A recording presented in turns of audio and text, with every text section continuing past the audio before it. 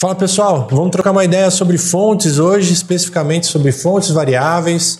Galera de web já está careca de saber, isso já está rolando há um bom tempo, mas para o pessoal de criação, pouco se utiliza dentro do Photoshop, dentro do Illustrator, mal se sabe onde está escondido esse tipo de recurso, onde eu acesso fontes variáveis, o que são fontes variáveis.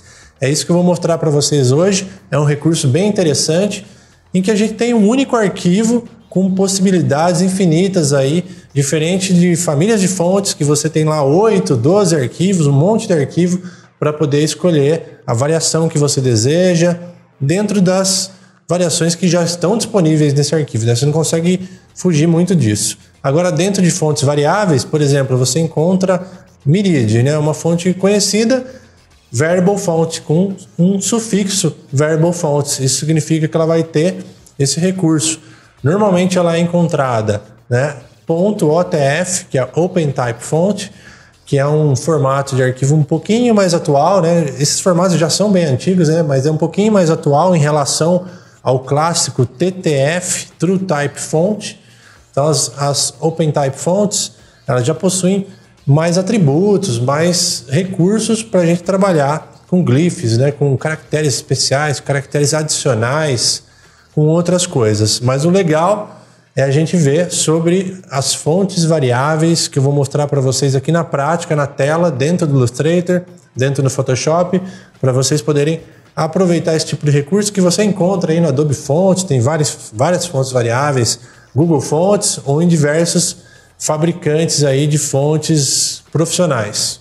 Então, como eu falei, temos a Myriad aqui, e ela é a Myriad comum, né? A gente não apresenta nenhum tipo de fontes variáveis aqui, de recurso para ela. Mas se a gente achar a Myriad Variable Concept, qualquer uma delas, vai surgir um botãozinho aqui ao lado da variação da fonte, ó. E quando eu clico nela, ele me dá dois atributos, ó, peso e largura. Se eu tenho uma fonte mais condensada ou mais extensa, mais pesada ou mais light. E é muito legal poder fazer esse tipo de configuração aqui, dá uma liberdade muito grande. E aí você procura por outras fontes, né? Você pode ver que é um OTF, tem um O aqui, e tem um var na frente, que é o Variable Font, Acumin. Na Acumin, por exemplo, a gente tem um atributo a mais, a gente tem o Slant, que é a inclinação, ó. Então eu tenho aqui a minha largura, eu tenho peso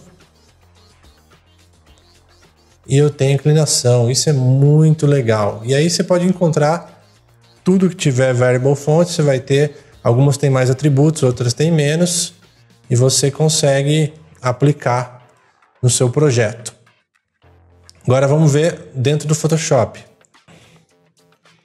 Então estamos aqui no Photoshop e eu estou com a mesma fonte aqui, a Myriad Variable Concept, e ela possui aqui um outro esquema para a gente utilizar a fonte variável. Não é mais aqui, ó.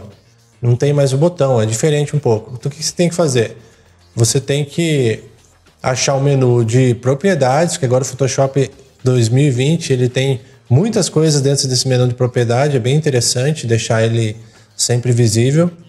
E dentro do menu de propriedades aqui, ó, agora você tem sim a variação aqui que a gente utilizou ali no Illustrator. Ele não tem aquele real time igual o Illustrator tem, ele é um pouco mais lento, mas você consegue aplicar se a fonte é mais larga ou mais compacta, mais pesada ou mais light, da mesma forma você tem essa variação aqui.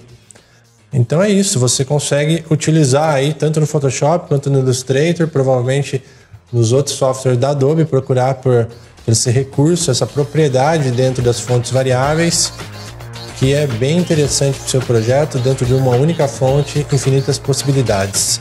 Espero que vocês tenham gostado, espalhe aí para quem for útil esse vídeo e comenta também se você tiver mais informações a respeito de Variable Fonts. Até a próxima!